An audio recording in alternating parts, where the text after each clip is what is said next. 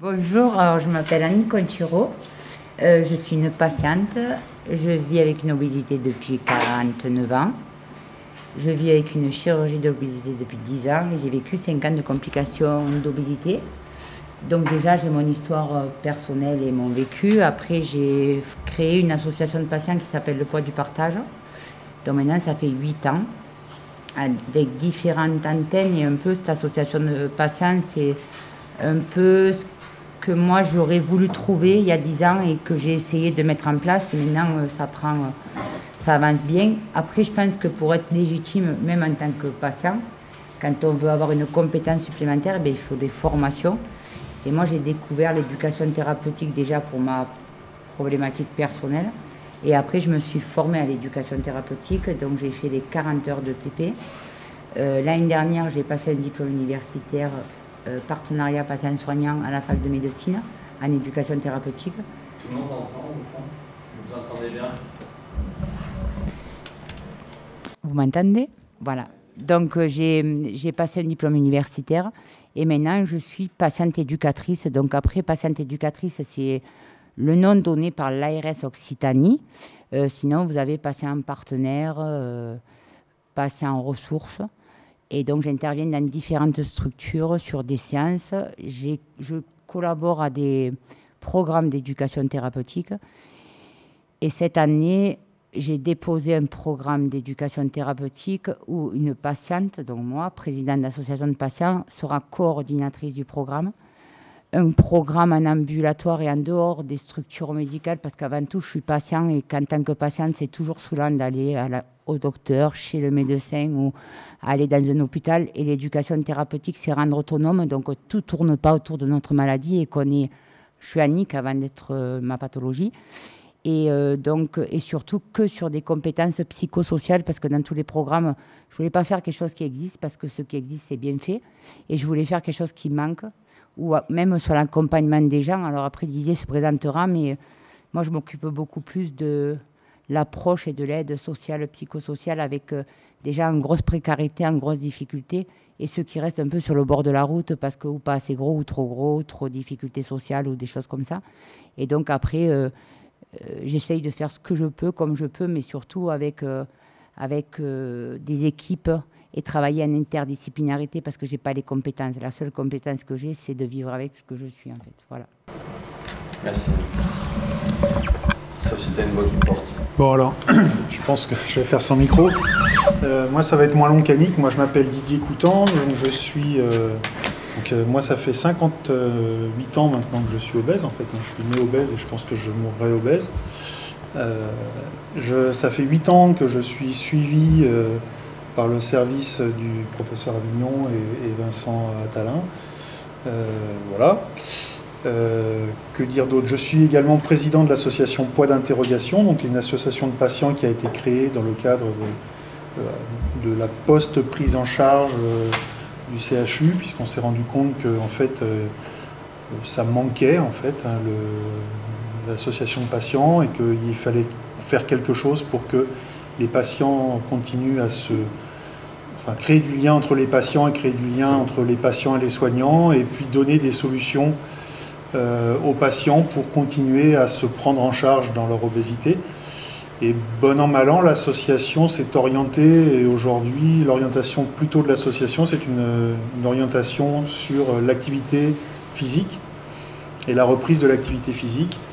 Et donc, moi, j'ai fait une formation pour être coach aviron indoor, ce que je suis aujourd'hui. Je suis coach certifié en aviron indoor et je donne des cours d'aviron fitness, donc voilà, de patients obèses, très grosse obésité, hein, puisqu'il y a 8 ans, je faisais un peu plus de 40 kilos de plus que ce que je fais aujourd'hui.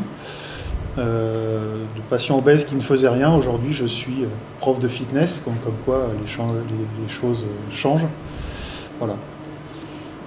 Je crois que pour moi, ça va être bon. Alors, merci beaucoup à tous les deux. Donc, on est sur un atelier qui va parler de la grossophobie. Avant tout, alors, on aimerait bien faire un petit tour. Est-ce que c'est un mot que vous avez l'habitude d'entendre, d'utiliser? Est-ce que vous l'avez vécu en tant que professionnel ou en tant que personne? Et la dernière chose, c'est est-ce que vous avez des questions? Est-ce que vous avez des attentes par rapport à ces deux personnes qui sont là? Alors dites-nous, est-ce que vous avez déjà entendu parler de grossophobie? Qu'est-ce que ça évoque pour vous, ce mot-là? Qui est grossophobe dans la salle? Faites attention. Alors, En fait, c'est plus une exclusion sociale par rapport à certaines professions inaccessibles. c'est très compliqué la grossophobie, parce que tout le monde pense ne pas être grossophobe, mais il y a une partie de chacun de nous qui a une phobie envers ce qui nous fait peur. Et donc, d'avoir conscience aussi que ça peut faire partie de nous, en tant que soignant ou en tant que personne, je vois que c'est un pas également à franchir. Moi, en tant que professionnel de santé, je ne peux pas dire que je ne suis pas tout le temps non grossophobe. Ce n'est pas possible.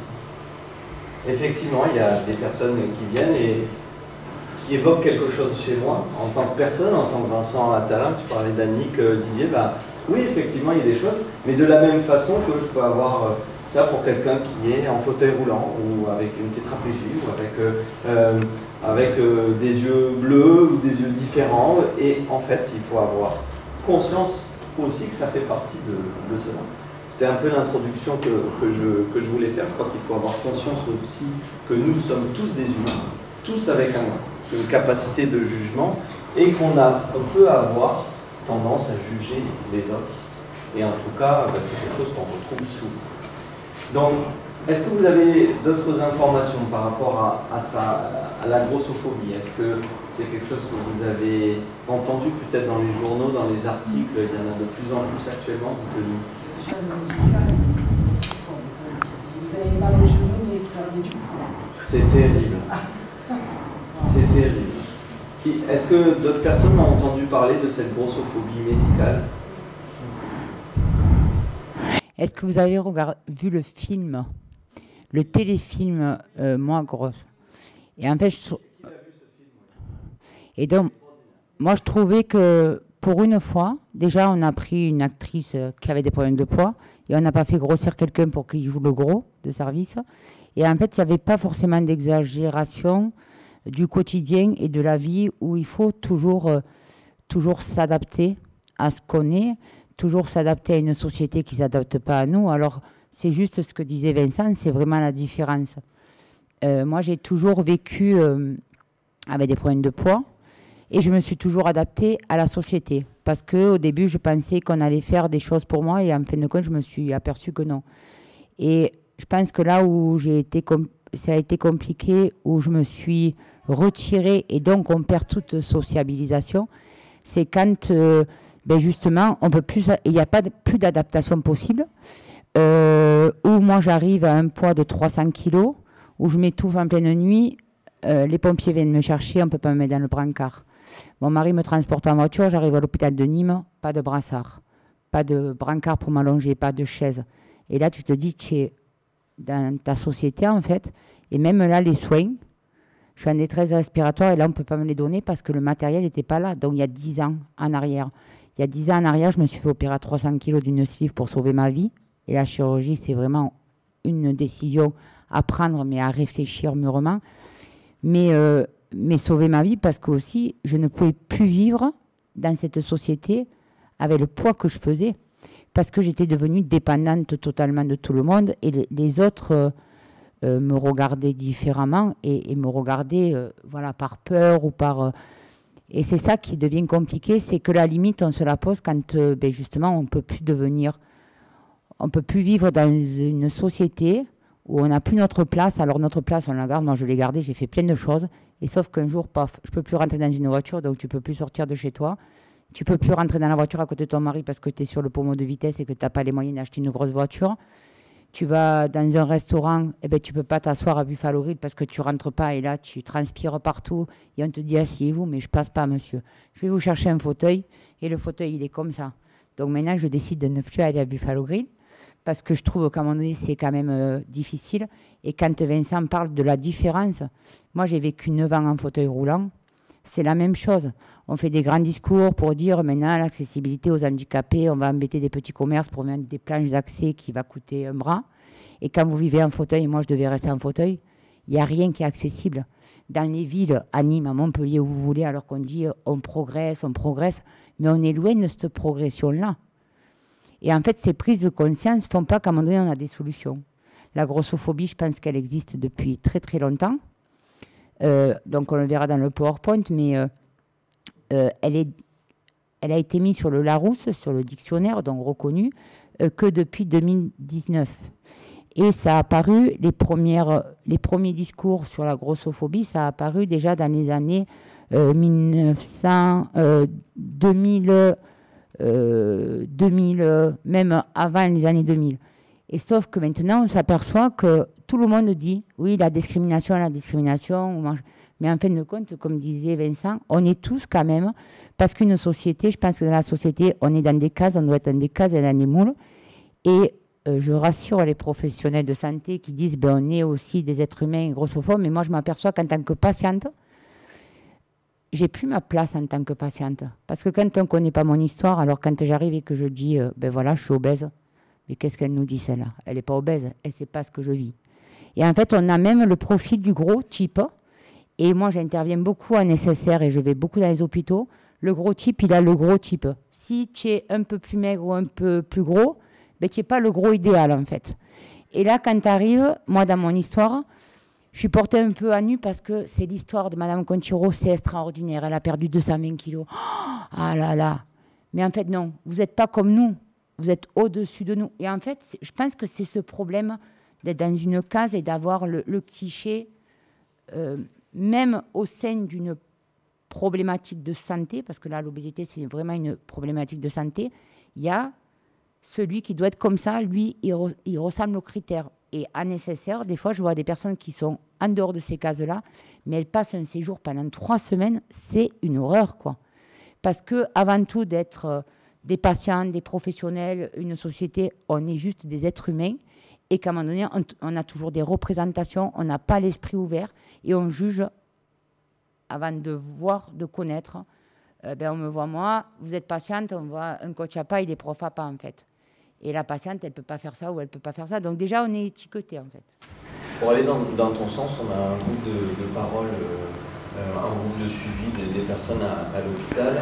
Et il y a des personnes qui n'osent pas venir parce qu'elles pensent être trop minces, parce qu'elles ont eu des réflexions par des personnes en disant « mais qu'est-ce que tu fous là ?» Comme tu le dis. C'est ça. Qu'est-ce que tu fais là? Et regarde-moi par rapport à toi. Donc nous, on souffre et toi, tu ne souffres pas.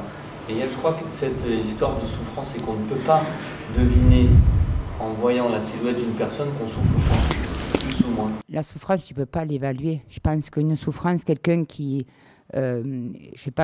qui se pique avec un crayon, il peut souffrir parce que ça va lui engendrer plein de choses et qu'on dit, toi, t'es douillette ou t'es machin. La souffrance, elle est personnelle et puis elle s'exprime de manière différente. Et des personnes qui sont à 80 kilos et qui n'ont pas forcément dans l'image des problèmes de poids, elles vivent ça parce que c'est le regard qu'elles ont sur leur propre personne, en fait. Et nous, on a juste le regard, ah non, t'es pas grosse. Et l'autre jour, on était avec Jonathan, il y avait des entretiens qui se passaient, il y a une personne qui arrive, alors Jonathan, c'est un enseignant à APA, et donc il avait un entretien avec une dame qui est arrivée et elle faisait 120 kilos. Et donc, en fait, on est toujours en train de prouver, mais si, mais maintenant j'ai envie. Et puis, d'un seul coup, j'entends, mais ouais, moi, j'ai pas envie d'aller dans une association où on fait faire du sport au gros, parce que ça me plaît pas. Et bon, j'ai rien contre eux, hein. Et à un moment donné, là, tu entends ça. Et je pense qu'après, avec le recul, c'est que ça lui faisait peur, en fait. Parce que le fait d'aller dans une association, faire du sport adapté ou même maître adapté, ça la sortait de la normalité, elle venait à Galard pour être normale, pour perdre du poids. Donc c'est ça qu'il faut arriver à avoir de normalité. La normalité, c'est comme la souffrance, elle est là où vous la mettez. Et moi, en éducation thérapeutique, j'ai découvert l'autonormativité. Donc c'est-à-dire décrivez votre propre norme. Parce que si vous êtes toujours en train de chercher la norme sociétale, la norme médicale, la norme, en fait, il y aura toujours quelque chose qui va dépasser. Et en fait, vous ne saurez pas qui vous êtes vous-même. Donc nous, on nous avait demandé de travailler sur la grossophobie et surtout qu'est-ce qu'a amené une association de patients. Et donc après, il y aura des témoignages sur ça. Et quand on voit les questions, quand vous posez qu'est-ce que pour vous, grossophobie, et bien quand on a interrogé des patients et qu'on a fait des focus group et on a fait ça sur la journée de l'obésité et tout ça, et en fait, même les patients pensaient que la grossophobie, c'est de ne pas s'aimer en gros, en fait. Et jamais il y avait cette perception de discrimination ou de jugement de l'autre. Donc encore, ils associaient ce mot à dire, ben, grossophobe, c'est que je ne m'aime pas parce que je suis grosse.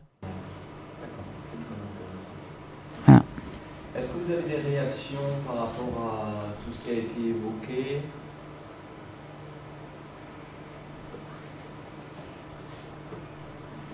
Pas de questions particulières? Mais on va vous laisser présenter. Hein. On va passer le PowerPoint. Donc, on pourra échanger, hein, parce que pendant les slides. Les exemples sur la grossophobie, on en a. Enfin, moi, je ne m'en suis pas exprimé, mais j'en ai des milliers. Et on pourra en parler des heures, mais je pense qu'on n'a pas des heures.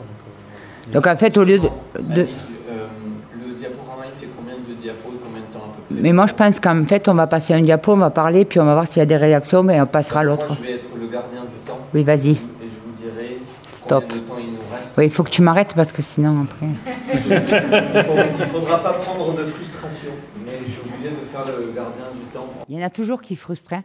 Aujourd'hui, tu as ce rôle.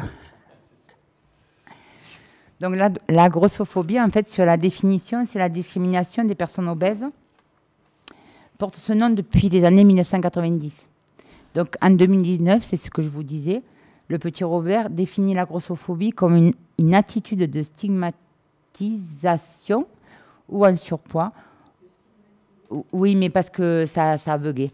De discrimination envers les obèses. Donc après, là, il y a un petit quick, mais après, ça va aller mieux.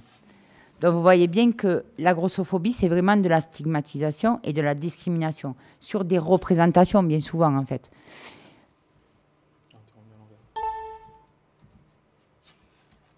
Voilà, alors, comprendre l'ampleur de la grossophobie en France. Alors, pour préparer ça, on a regardé, on a cherché beaucoup d'études. Et en fait, il y a beaucoup d'études qui sont faites, pas forcément en France, mais sur la grossophobie et sur la prévalence des problématiques de surpoids et d'obésité. Là, le critère, vous allez aux États-Unis, vous faites du 38, ben là, vous êtes regardé parce qu'il n'y a que du 68 en pantalon. En France, le problème, c'est qu'on est regardé quand on fait du 68 parce que le critère du poids normal, c'est la minceur. Alors avant, je pense que c'est venu à un moment donné la maigreur, mais quand même, on a rectifié un peu la chose et on est revenu à la minceur. En 2012, il y avait 50% de la population concernée par des problématiques de surpoids, obésité. Donc, c'est les deux liés, en fait. Donc, en 2030, il y aura 75% de personnes en problématique de surpoids, obésité. Non, 21% d'obèses lourds. Voilà. Donc, en fait, vous vous rendez compte que, on va aller de plus en plus vers de la discrimination et de la stigmatisation. Sauf que quand on... Alors ça, c'est des conversations qu'on a, le surpoids, l'obésité. Si on ne se prend pas à la problématique du surpoids, les gens vont aller dans l'obésité. Donc après, justement, avoir des obèses encore plus obèses. Moi, j'étais à 300 kilos il y a 10 ans et il n'y en avait pas en France. J'étais un peu celle des États-Unis arrivée. Maintenant, quand je regarde autour de moi et que je rencontre des patients, et que je vois que des jeunes à 25 ans sont déjà à 200-250 kilos, c'est là où il faut se poser des questions, comment on va arriver à enrayer ça, quoi. Parce qu'on ne changera pas forcément la société, donc c'est ça qui va être... Si à 25 ans, vous faites 200 kilos, vous vous rendez bien compte comment avancer, évoluer dans la vie, avoir un travail, créer une famille, et comment on va arriver à ce que les gens arrivent à trouver un bien-être et avoir une vie tout à fait normale. Donc, il y a plusieurs domaines où on peut rencontrer, vous avez parlé tout à l'heure du domaine médical, donc on va y venir. Il y a le domaine professionnel, alors la discrimination au travail. À une période, on allait postuler pour caissière, on vous demandait sur le CV votre poids, votre taille et votre photo. Moi, je disais à un moment donné, quand tu mets en face de toi, tu vois bien que je ne suis pas Claudia Schiffer, mais est-ce que je n'ai pas la compétence d'être à la caisse, en fait? Non, parce que sur le portail avec les clients où il faut mettre quelqu'un de beau, en fait, et pas forcément de compétent. Donc, c'est un peu quand même se servir... alors là, on pourrait rentrer dans certains débats. Et en plus, l'image, elle est mauvaise, de par ce qu'on renvoie. Le gros feignant, voilà. Ça aussi, de toute façon, lui, il est comme ça. Il va toujours être en arrêt de maladie. Il va se faire mal. Il ne va pas pouvoir bouger. Enfin, voilà. Les humiliations vestimentaires. Alors, on a rencontré des personnes qu'on a interrogées. Et en fait, il y a une dame qui a postulé dans une usine. Elle allait signer un CDD.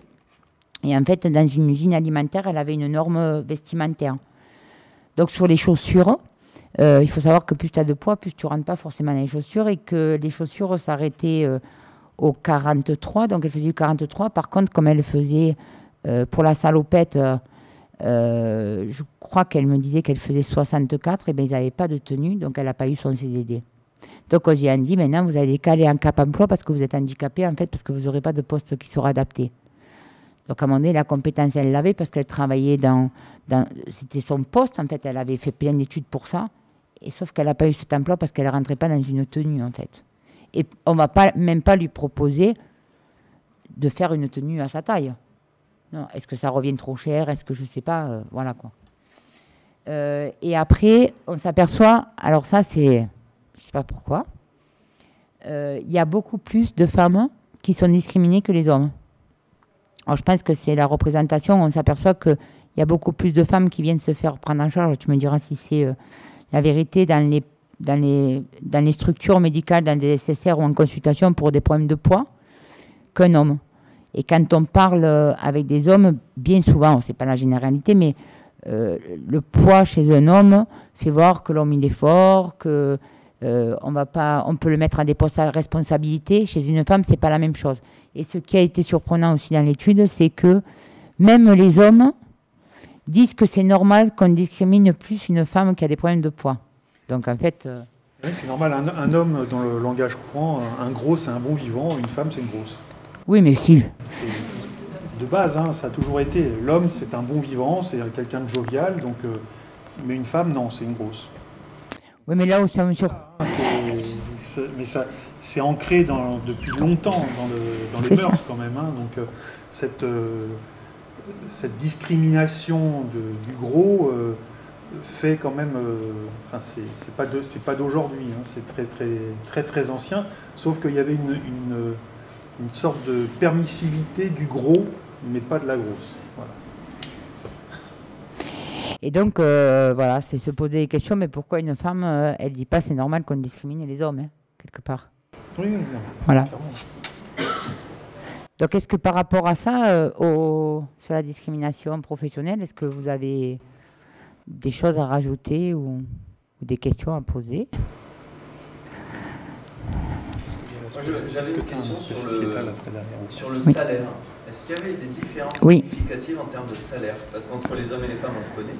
Mais est-ce que sur... Oui, sur le salaire, alors ça, je suis allée... Masse corporelle et salaire, oui. Eh bien oui, parce qu'ils te disent qu'il y a 18% de moins en salaire par rapport à ton poids, en fait. Et c'est ce que... Là, sur la grossophobie, cette année, il y a eu des recherches, la journée régionale, pas les journées régionales, les journées européennes de l'obésité, c'était beaucoup par rapport à ça. C'est pour ça que notamment il y a eu le film. Et en fait, tu es moins payé et ton salaire dépend presque quand même de ton IMC. Et ça va quand même pas de 2%, quoi. Voilà. Ça rejoint en fait la notion du gros et pose problème. C'est-à-dire que le gros va tomber malade, le gros est feignant, le gros travaille moins, ce qui n'est pas forcément vrai. Mais alors c'est l'inverse. Alors que c'est souvent l'inverse, mais du coup, comme on ne peut pas forcément compter dessus parce qu'il va tomber malade, on ne sait pas pourquoi, mais il va tomber malade, hein, parce qu'il est gros. Donc on ne va pas forcément pouvoir compter dessus, donc du coup, on ne va pas le valoriser. Mais en plus, sur les postes, les femmes sont un salaire moindre. Par contre, un homme aura plus de postes à responsabilité. On leur donnera plus de postes à responsabilité. Et surtout que là, on parle que de la grossophobie. Donc, il faut savoir que malheureusement, tu vis avec des problèmes de poids ou parce que tu as des problèmes de poids, mais des fois, tu as d'autres pathologies qui sont associées. Et donc, chaque fois qu'il se rajoute quelque chose et tu es Moi, j'étais grosse, bipolaire et la fibromyalgie est arrivée après. Mais déjà, grosse et bipolaire, j'étais monitrice éducatrice, je faisais très bien mon travail. Et on m'a convoquée à la médecine du travail et on m'a dit, vous ne pouvez plus travailler. Et pourquoi? Parce que vous allez vous mettre en danger les autres, alors que j'étais monitrice éducatrice et que je faisais bien. Et bien là, on m'a dit, voilà, à 30 ans, on vous reconnaît invalide totale et permanente, donc vous ne pourrez plus jamais travailler. Donc, j'ai jamais pu exercer ce métier parce que justement, et ma bipolarité, j'étais suivie, j'étais stabilisée, mais sauf que j'étais grosse, mais je faisais des choses, je les amenais à la danse, je faisais mon travail en fait. Et bien non, il y en a qui décident pour toi, qui te mettent là et qui te disent, ben voilà. Alors qu'on n'a pas mis de ça. Et donc une femme, il y a encore plus de conséquences par rapport à tout ça. Si en plus, tu as des enfants qui sont malades et que tu es toujours en arrêt de maladie ou que tu as une grossesse, alors là, c'est ton poste, il ne s'ouvre pas, toi.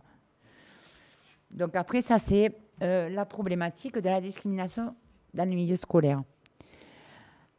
Alors, je trouve que là, vraiment, il devrait y avoir une grosse prise de conscience de tout le monde parce que c'est vraiment très difficile pour les enfants et pour les adolescents.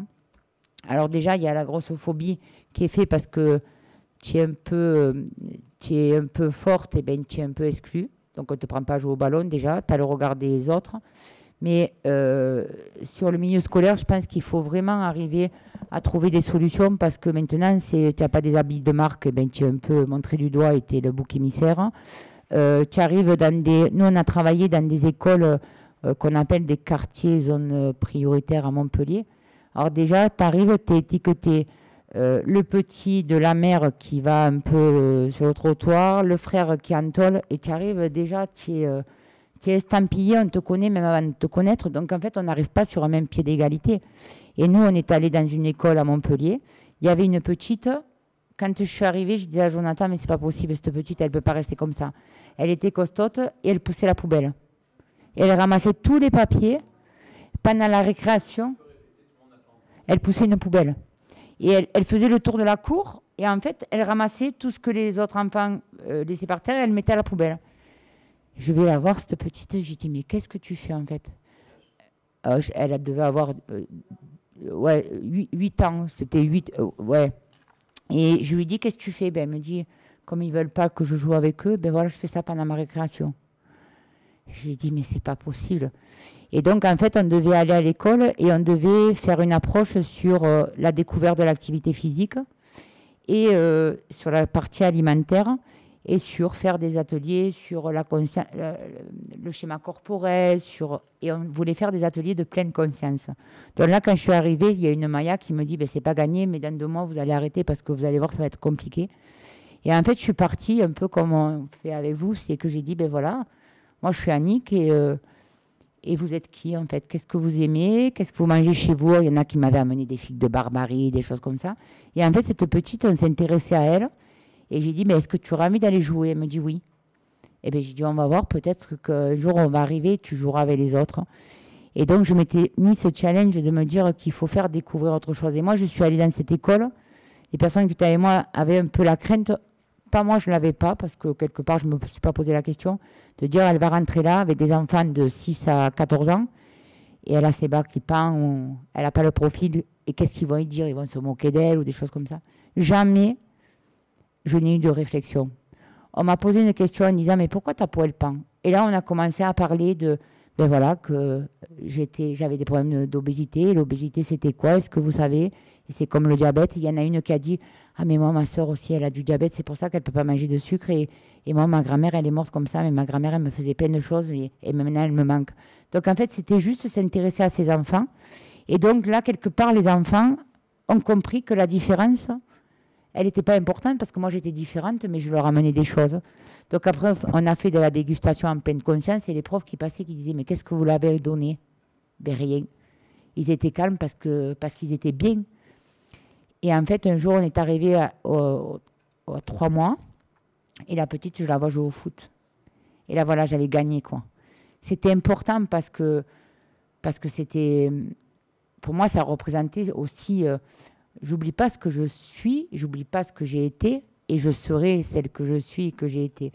Et j'étais tellement une enfant à pas rejeter, même déjà dans les années 1970, ça a toujours été comme ça. Et bien pour cet enfant-là, je me disais déjà, voilà, elle a vu que c'était possible, même si ça ne va pas être facile. Mais des fois, même vous et chacun dans son petit coin, dans son petit territoire, déjà si on essaye d'avoir un challenge comme ça pour que quelqu'un touche du doigt que c'est possible, et bien peut-être ou pas, ça va y changer plein de choses. Alors, je n'ai pas les prétentions de dire que je change des choses, mais voilà, c'est que chacun essaye d'avoir la même chance. Donc, moi, je trouve que dans les milieux scolaires, c'est quand même gravissime quand on voit que cette phobie scolaire aussi, elle amène même au suicide des enfants. Donc, les enfants, on a vu sur le témoignage, je ne sais pas quand vous avez vu le film, si vous avez vu le témoignage après, ce jeune de 16 ans qui était obligé de quitter la structure scolaire pour aller dans un centre spécialisé pendant 1 an. Et en fait, quand je réfléchis, d'accord, on l'a pris parce qu'il faisait plus de 100 kilos, on va le mettre dans un centre. Et après, on va le remettre au bout d'1 an, pof. Et on pense qu'en 1 an, il aura pris, c'est quand même quelque chose de fermé, puisqu'ils sont tous ensemble avec des problèmes de poids. Et au bout d'1 an, ça va changer quoi? On va le remettre dans la vie et si on n'a rien changé, est-ce que ça va changer quelque chose fondamentalement? Ça va juste amener à l'enfant, mais qu'il est en échec, qu'il n'est pas capable, et de nouveau, il va se dévaloriser. Donc la solution, je ne l'ai pas, mais par contre, je pense qu'il y a une grosse difficulté, des grosses souffrances, donc l'autodévalorisation, le regard des autres élèves, la curiosité malsaine, la mise à l'écart, l'humiliation lors des activités physiques, et les insultes et le bouc émissaire. Voilà, être la tête de Turc, il y en a toujours un, parce qu'il est roux, parce qu'il est parce qu'il a les chaussures qui vont pas, parce qu'il n'a pas le Nike. Mais ça, c'est pas possible. Déjà, dans les écoles, si ça part comme ça, après, c'est un peu plus compliqué. Donc, est-ce que vous voulez rajouter quelque chose sur le scolaire? Je pense qu'on a tous vécu des situations compliquées en période scolaire. Pour ce qui me concerne, j'ai toujours été le gros de service. Et principalement sur le cours de gym à l'école. Ça a un petit peu changé les cours de gym. Aujourd'hui, ça s'est un petit peu modernisé, mais à l'époque, on avait droit, nous, à grimper à la corde et apprendre à sauter en ciseaux en fausse berry. C'est ça. Forcément, quand on est le petit gros de service, monter à la corde, quand le prof de gym vous colle devant la corde et elle grimpe, c'est là-haut que ça se passe. C'est un peu compliqué, hein, et que tous les autres y arrivent, en tout cas quand on est gros on y arrive moins bien que les autres, et pareil quand on vous apprend à sauter en ciseaux ou en fausse berry, quand vous êtes une petite boule, c'est pas terrible. Voilà. Alors après il y a plusieurs façons, hein. Pour ce qui me concerne, moi j'ai mis ça de côté et je me suis servi en fait de ma situation de gros pour le tourner en dérision toute ma vie. En fait, c'était un faux camouflage. En fait, j'ai utilisé ma situation de gros tout au long de ma vie, de mon enfance, de mon adolescence et de ma vie d'adulte et de ma vie professionnelle. J'ai même, pendant un moment, valorisé ma situation de gros dans le cadre de ma vie professionnelle, mais peut-être que si on a un volet social, je reviendrai dessus. Mais parce que c'est aussi une façon de montrer que quand on est gros, on n'a pas 50 solutions, c'est soit faut faire avec et en jouer et dire que tout va bien, alors qu'en fait rien ne va bien, hein, mais on peut toujours faire penser que tout va bien, ou alors, comme on le constate maintenant, il y a de plus en plus de suicides d'enfants, et c'est catastrophique je trouve, et souvent ces suicides d'enfants ils sont liés à justement cette exclusion liée au physique principalement, et quand on creuse un peu, c'est souvent lié au physique et au surpoids. Et je pense que, comme tu disais, rentrer dans un rôle, et c'était beaucoup plus facile avant. Moi, j'étais la bonne copine. Donc, quand un garçon s'approchait de moi, c'était juste parce qu'il voulait brancher ma copine, et ça, maintenant, je le savais. Je faisais des blagues sur les gros, comme ça, il disait celle-là. Et en fait, je rigolais toujours. Et en fait, on se rend compte, comme disait Didier, en fait, on passe notre vie à être en représentation, pour être aimé, pour pas qu'on nous laisse, pour pas être seul, parce que sinon on est seul en fait. Et maintenant, une structure, moi quand je rencontre les patients, et en fin de compte, à être tellement avec des multicasquettes, on est la fille d'eux, le père d'eux, le professionnel dans la boîte, on est ça, on est ça, on est ça, on est ça. Et en fait, quand on se pose la question et qu'on travaille sur la pleine conscience et qui on est, eh bien on s'aperçoit qu'on s'est perdu et on ne sait pas qui on est en fait. Donc comment voulez-vous vous construire en tant que vous, en tant que tel, si tout le temps, pour être aimé, apprécié, avoir votre place, vous avez été celle qui fait rire, parce que si vous pleurez, vous intéressez moins la galerie. Hein. Par contre, si vous faites des conneries tout le temps, alors on dit, mais celle-là, oui, elle est joviale. Elle est rigolote. Mon Dieu, ben oui, ben elle est rigolote, mais après, le temps qu'on passe, je pense, à pleurer seule et dans notre chambre. Et moi, mon réconfort, c'était ma petite chienne.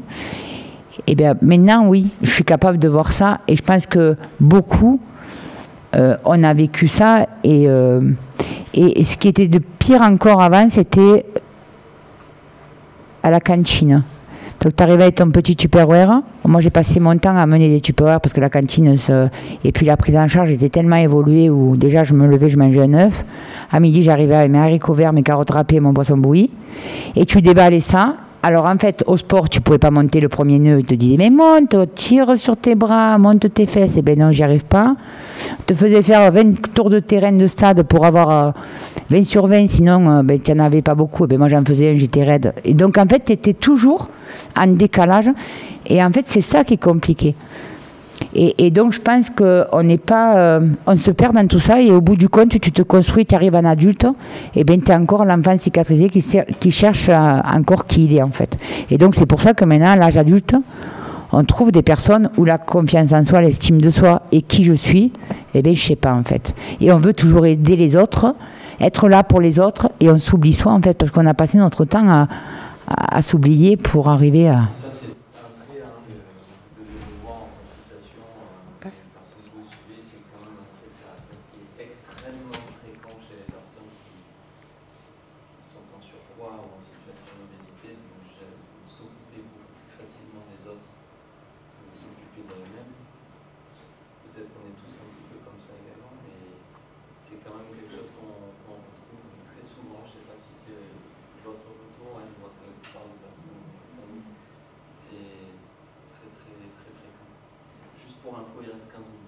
Très bien.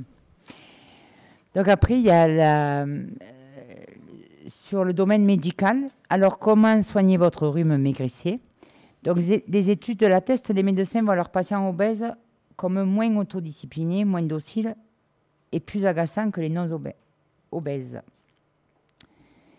Donc, le cliché, le manque de motivation, faire culpabiliser en disant c'est à cause de votre poids, les rendez-vous médicaux humiliants, puis envie d'y retourner. Ça, beaucoup aussi sur les personnes qui n'ont plus envie, c'est qu'à un moment donné, ils ne se sont pas sentis écoutés, juste parce que oui, vous avez mal à la gorge, je vais perdre du poids. J'ai des douleurs au dos, perdre du poids. Mais si je pouvais faire, je ferais en fait. Si on n'arrive pas à perdre du poids, c'est pas qu'on est porté de mauvaise volonté. Il faut savoir que c'est plus profond que ça. Et on n'a pas, nous les personnes avec des problèmes de poids, on n'a pas envie d'être malheureux à vie, de porter cette charge-là. Si on avait la solution, mais bien sûr qu'on changerait. C'est pour ça qu'il n'y a pas de solution pour arriver à sortir de cette problématique. Le matériel médical non adapté, donc les brassards, les brancards, moi ça fait depuis que le CSO est créé, on a travaillé avec Marine Vidal, et ça a été aussi quelque chose sur lequel j'ai œuvré pour que justement à l'hôpital à Saint-Éloi, on arrive, on ait des blouses et qu'on ne parte pas à moitié à poil dans le... Voilà, des lits super obèses, des brancards, des balances, des impédances métrie. Moi, quand j'ai arrivé dans une structure, et à Galag en l'occurrence, je faisais plus de 200 kilos, on allait me peser à la cave coopérative. Alors là, l'humiliation, mais il faut bien un poids parce que l'indice de masse corporelle, c'est important. Mais on ne se rend pas compte. Ben, bien sûr que c'est important, mais à un moment donné, est-ce que vous vous rendez compte? Moi, toute ma vie, j'ai vu passer les tombereaux de veines, là, et après, je me retrouve dessus. Mais c'est... Puis on dit, il ne faut pas le prendre mal, hein. On n'a pas d'autre solution. Mais est-ce que vous le prendrez pas mal, vous? Donc, des fois, quand on regarde les choses, juste on s'interroge un peu de ce qu'on dit, de l'énormité de la chose qu'on dit, ben juste, il vaut mieux rien dire, la mener, mais se taire, en fait, et assumer ce qu'on fait. Et les consultations ou hospitalisations, vous allez voir des médecins ou un service endocrino, et bien vous avez des petites chaises, vous avez peur Donc maintenant, mais sauf qu'il faut savoir, alors, je ne veux pas incriminer des professionnels de santé, donc je pense que vous êtes en grande partie des professionnels de santé. Je pense que le constat que je fais depuis quelques années, que ce soit en éducation thérapeutique, travailler en interdisciplinarité, vous n'avez pas les moyens, de par votre formation aussi de base, déjà à réfléchir sur tout ça. Nous, les patients, on dit ces professionnels, ils n'y comprennent rien. Et vous, vous avez des représentations parce que vous êtes là pour soigner, pour faire, et vous avez les représentations de la personne qui a des problématiques de poids, qui est comme ça. Et je pense qu'il faudrait que les instances réfléchissent à tout ça et que les ARS ou d'autres viennent, au lieu de mettre des professionnels, des patients en difficulté, que ça rentre en conflit, et bien qu'ils mettent un peu des moyens aussi sur vous aider. Moi, maintenant, j'interviens sur des CH, sur des formations, parce que des fois, il y a des endroits où ils accueillent des obèses, mais voilà, à part voir ce que c'est et savoir que ça, en fait. Et donc, c'est important aussi de vous informer, de vous former. Et si vous avez l'information, vous n'aurez pas ces représentations-là. Et donc, je pense qu'il faut aider les soignants, il faut aider les patients, parce que moi, je suis restée 5 ans à Saint-Éloi, et bien, je me suis aperçue qu'être soignant, c'est une sacrée vocation, une sacrée implication. Et qu'à un moment donné, c'est juste tout le monde qui est un peu en galère. Et donc, il faudrait que les instances médicales qui nous mettent des missions et des choses, il faudrait qu'ils viennent un peu et qu'ils nous aident aussi à apaiser tout ça et nous donnent les moyens de faire mieux. Voilà. Ah mais bien sûr, heureusement. Mais c'est en train d'évoluer parce que... Mais parce qu'il y a une obligation d'évoluer, de changer, parce que maintenant les TP, c'est là où vous avez des budgets, donc la mentalité change, on se forme aux 40 heures de TP et on évolue. Ah mais... Dans le milieu médical, oui. Dans le milieu libéral, c'est pas encore gagné quand même. Hein. Dans le milieu médical, il y a encore des médecins qui, quand vous arrivez, que vous êtes gros, moi j'y ai eu droit, on m'a dit, mais vous vous rendez pas compte que vous êtes oui. gros, vous m'obligez à prendre du matériel spécial pour vous occulter, enfin c'est... Mais le problème, c'est que là, on parle, donc après on passera sur le reste, mais on parle des brancards. Il faut savoir qu'une chaise, c'est pas parce que la structure ne veut pas. Les CSO, les CHU, ils ont des budgets des ARS, sauf que les privés n'ont pas de budget. Il faut savoir qu'un fauteuil XXL large, ça coûte 550 €. Voilà. Un brancard super obèse, ça coûte... Là, il y a une ambulance bariatrique, c'est un budget, un investissement. Donc après, même si la volonté des structures est faite de changer, c'est pour ça que moi, j'incrimine personne. Sauf qu'à un moment donné, quand ils comprendront qu'une chaise, ça coûte cher parce qu'on ne fait pas que des chaises de super obèses. Donc à un moment donné, il faut réfléchir à tout ça, se mettre autour de la table. Et aussi, les mentalités changeront parce qu'on va venir aider. Mais moi, j'interviens de plus en plus à l'école de kiné, à la fac de médecine. Si on vient aussi dans les écoles et que là où vous avez l'apprentissage de tout ça, et s'il y a des personnes qui viennent vous parler de tout ça, ça changera les mentalités à la base. Et donc chacun deviendra de plus en plus autonome comme tout le monde. Mais il y a une problématique dans cette problématique de matériel, c'est une problématique budgétaire. Et que ça coûte cher d'équiper les structures avec du matériel adapté et approprié.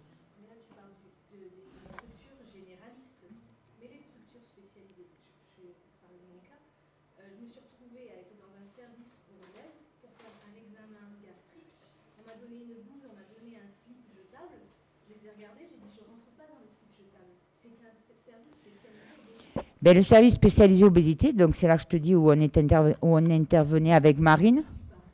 Oui, mais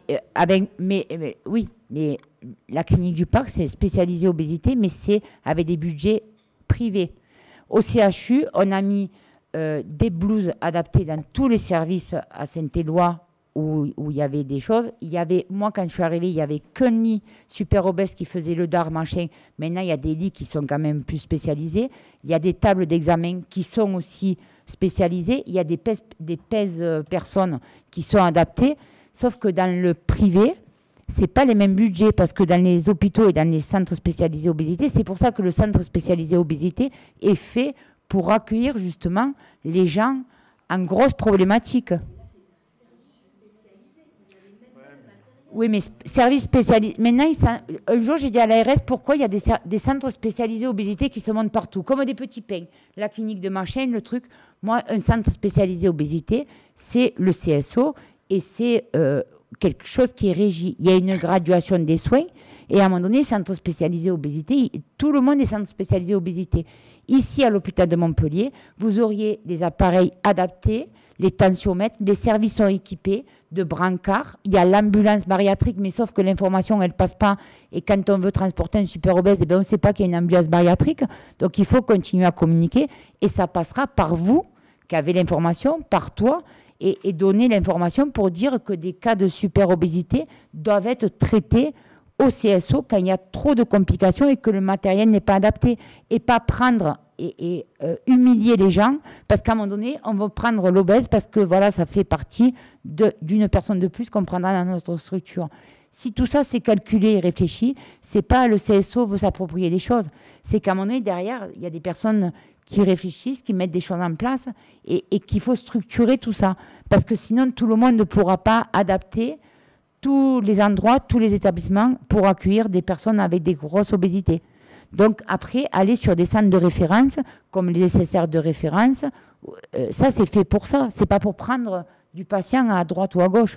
Donc après, centre spécialisé obésité, si tu regardes, tout le monde se met centre spécialisé obésité. Parce que c'est un label, on n'a pas besoin de demande spécifique. Hein.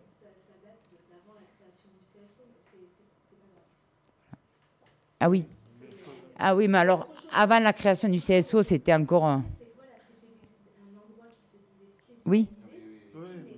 Oui, mais Non, mais les choses évoluent. Il y a encore pas si longtemps que ça, il y a 4 ans, lors d'une JRO, il y a 4 ans, il y a quand même un médecin qui a fait tout son discours et qui a conclu par « de toute façon, s'ils sont gros, c'est qu'ils le veulent bien ». C'est quand même très très fort au sein d'une JRO quand même. Hein. Bon, il s'était fait recevoir ce jour-là, ce garçon-là. Mais malgré tout, voilà, ça veut dire quand même que c'est compliqué, les choses se font. Mais les choses vont évoluer, comme disait madame. Ça évolue, mais il y a toujours ce phénomène de rejet quand même de la personne grosse dans le milieu médical ordinaire, on va dire. Voilà. Mais oui, mais moi je mettrais un bémol surtout, et ça c'était important que je fasse passer ce message-là. Je pense que le rejet, comme le rejet des autres, c'est pas forcément volontaire et conscientisé et voulu. C'est des fois être maladroit, pas savoir, être gêné. Et en fait, moi maintenant je rencontre des patients au sein des formations, les gens ne savent pas faire. Donc ils font mal parce qu'ils ne savent pas en fait. Donc je pense qu'il faut constater ça, mais faire que les choses évoluent. Et ça rejoint aussi la diapo d'avant sur les erreurs diagnostiques. Oui. Dans le milieu médical, c'est que les professionnels de santé ne sont pas bien formés. C'est ça. Il est difficile pour eux d'avoir la bonne attitude dans ces cas-là. Et donc il y a des erreurs. Et c'est plus facile de dire, bon, perdez du poids, revenez dans les standards que je sais faire. C'est ça. Pour là, je m'occuperai de vous. C'est réconfortant. Ça montre une difficulté, un manque de compétences, mais qui n'est pas de leur faute. De la même façon, c'est pas de leur faute. Mais peut-être à nous de former tout ça. C'est pour ça que c'est important de se former sur les pathologies. Un kiné qui sera spécialisé, n'a pas spécialisé dans l'obésité, eh bien, il ne saura peut-être pas forcément faire sur les personnes avec le cancer, en fait. Voilà. Donc, il y a des spécificités. 10 minutes, il m'a dit, Vincent. Oui, madame. Oui, moi, je voulais rebondir juste sur une chose. Moi, je suis psychologue au CHU, dans un service de chirurgie digestive. Et effectivement, il y a un progrès, notamment au niveau médical, pour tout ce qui est disponibilité de matériel, etc. Mais le déficit qu'il y a fait à un moment donné au niveau matériel pour le paramédical, donc par exemple, moi, pour ma consultation, au début, quand j'ai fait une demande de siège obésité pour mon bureau, ça m'a été refusé. Mais c'était parce qu'en fait, ils se concentrent sur le budget. Quand on prend la peine d'appeler et d'expliquer gentiment et de demander pourquoi, etc., quand on est sur quelqu'un qui finalement écoute, c'est juste un déficit attentionnel, ils ont juste pas pensé. Et je me suis retrouvée avec des questions qui m'ont semblé un petit peu, ça m'a fait un peu sourire. Ah, mais il reste combien de temps assis dans votre bureau Vous pouvez le laisser droit s'il passe pas sur le fauteuil. Pourquoi il vous en faut deux? Une seule, parce que c'est un patient à un, oui, mais s'il y a on peut venir à deux. Voilà, et j'ai dû justifier de choses qui me semblaient logiques, qu'il me fallait 2 fauteuils obésité tout le temps pour ma consultation psy. Et une fois que c'était expliqué, nickel. Oui, mais des fois, il y a des... Parce que vous êtes tenace. Des fois, il y a des choses... Alors, je sais pas s'il y a quelqu'un du Gros du Roi. Je n'ai rien contre le Gros du Roi, je les aime tous bien, nécessaire.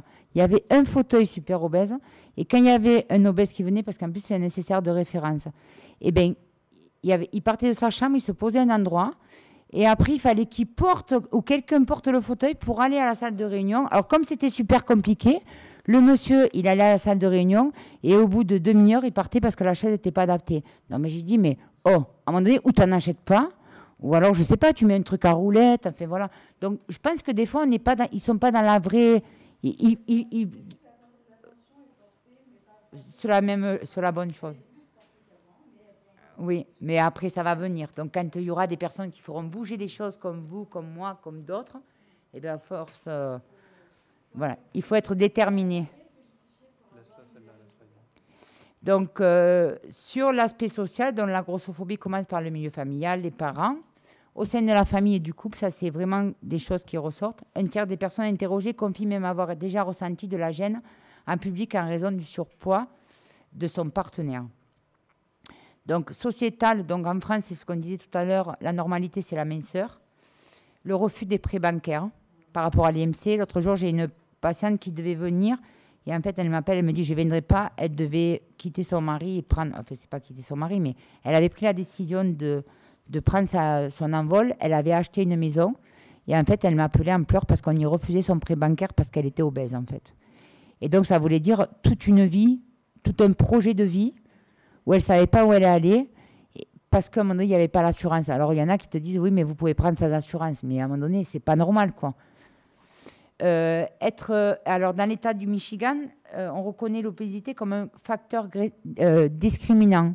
Par contre, il n'y a qu'au Michigan. Dans les États-Unis, ce n'est pas un facteur discriminant. Et en France, il y a beaucoup moins de militants. Et par contre, dans les recherches, j'ai vu qu'il y avait une journée à Paris sur la grossophobie. Alors peut-être, pourquoi pas, cette année, une journée sur la grossophobie à Montpellier. Puisque Paris, il y a peut-être Montpellier qui peut s'y mettre.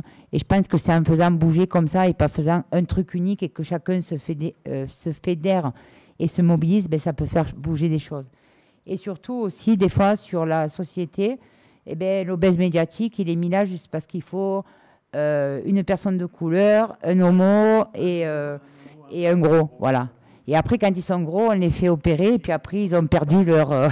S'il est black, homo Voilà, ça regroupe les trois. Donc après la grossophobie, la vision des patients, ça sera terminé. Donc on est dans les temps? Bien. Les patients sont désinformés, beaucoup. Donc vous voyez bien que c'est pas parce qu'on subit de la grossophobie qu'après on est bien informé.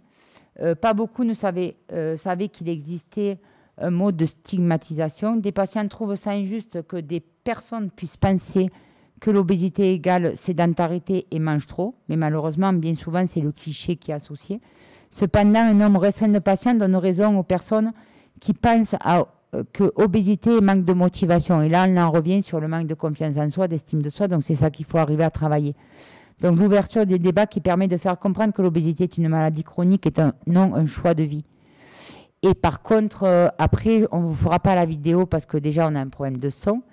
Mais par contre, ce qui ressort de cette vidéo, parce qu'on nous avait demandé ce que les personnes dans des associations de patients pouvaient trouver. Donc, elles racontaient un peu leurs problématiques qu'elles avaient rencontrées. Donc, tu rentres dans une boutique, on te dit, mais il n'y a que la taille 40 et vous n'y rentrerez pas. Alors qu'elles disaient, mais je peux venir l'acheter pour une amie ou pour quelqu'un d'autre. Et donc, ce qui était dit, de manière générale, sur toutes les personnes interrogées, de ce qu'amenait l'association de patients, c'était plus de confiance en soi, voir qu'ils n'étaient pas tout seuls, arriver à partager des choses quand ils avaient été humiliés et touchés, et qu'en fin de compte, ça les permettait de se remobiliser beaucoup plus rapidement. Et maintenant, des personnes qui disaient, maintenant, je suis capable de rentrer dans une boutique et si j'ai une réflexion, je sais répondre. Et maintenant, quand on lui dit, tu es grosse ou tu manges trop, non, parce que l'obésité, c'est une maladie, et elles savent expliquer, parce qu'elles ont la compréhension, et en fait, elles ne s'excusent pas d'être grosses.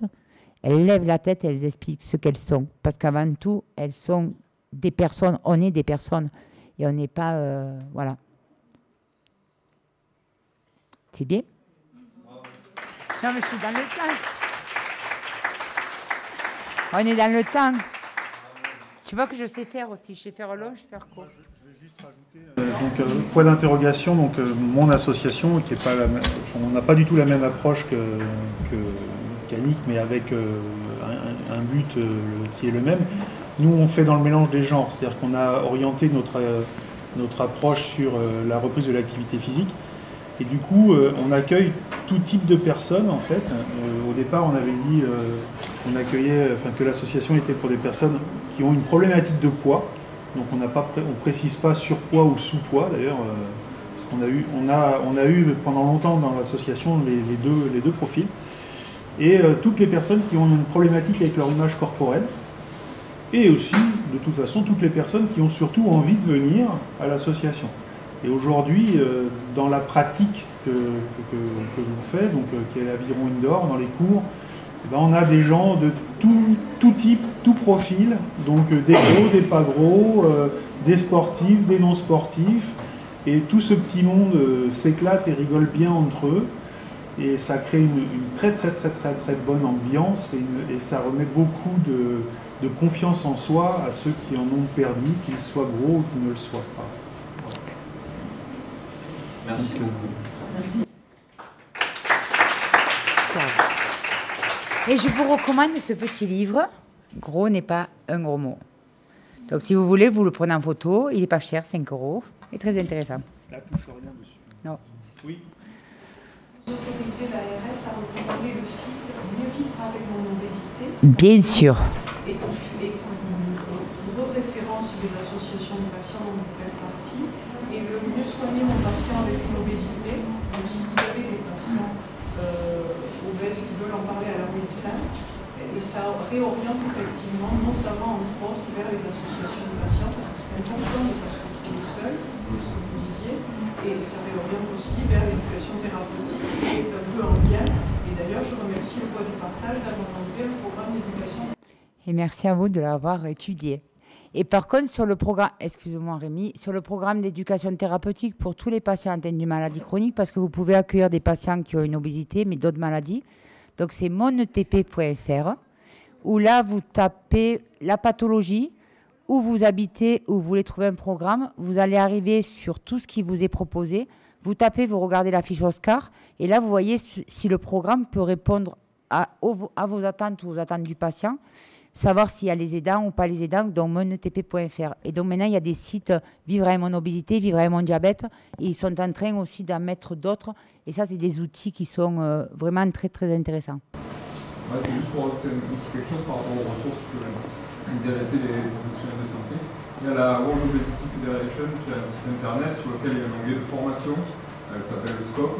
C'est des formations gratuites en ligne et il y en a une notamment qui s'adresse aux professionnels de santé qui permet de tester sa propre grossophobie en fait des patients qu'on peut avoir. Pour rebondir un petit peu sur ce que vous disiez au début. Et il y a un pré-test en fait qui donne un niveau de grossophobie aux professionnels de santé. Il y a une formation ensuite et il y a un second test pour se tester après, voir un petit peu comment on a évolué. Et je trouve que ça peut être intéressant de prendre le recul sur sa propre pratique. C'est sur quel site? C'est le SCOPE, SCOPE, c'est la partie formation de la World Obesity Federation. World Obesity Federation. Merci beaucoup. Ben merci à vous. Et c'est toujours un plaisir, voilà. Et bonne journée, bonne fin de journée.